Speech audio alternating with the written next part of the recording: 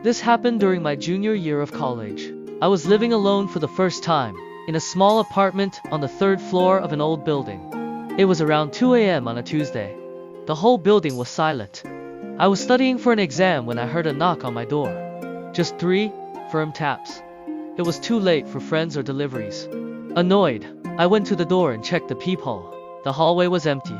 I dismissed it as a prank and went back to my desk. 10 minutes later, the knock came again, louder and more insistent this time. A chill went down my spine. I crept back to the door and looked through the peephole. Again, the hallway was completely empty.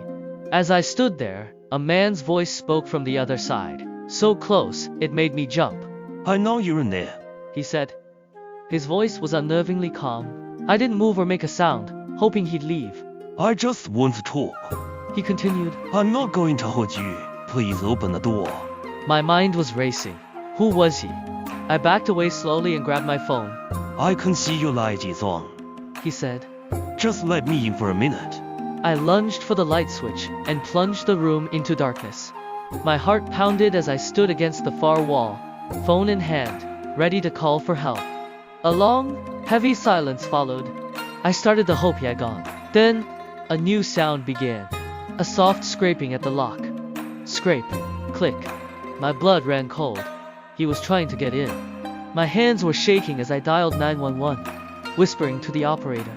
As I was on the phone, the scraping stopped. It was replaced by a heavy thud. He was throwing his body against the door. The entire frame shook with each impact. I huddled in my kitchen, certain the door would burst open. And then, just as suddenly as it began, it all stopped. Absolute silence. When the police arrived a few minutes later, he was gone. The hallway was empty. The only evidence that he'd been there were the deep scratches around my lock. They never found him. I broke my lease the next day. Even now, years later, I can't sleep without checking the locks. And every unexpected knock takes me right back to that dark apartment, listening to the sounds of a stranger trying to get in.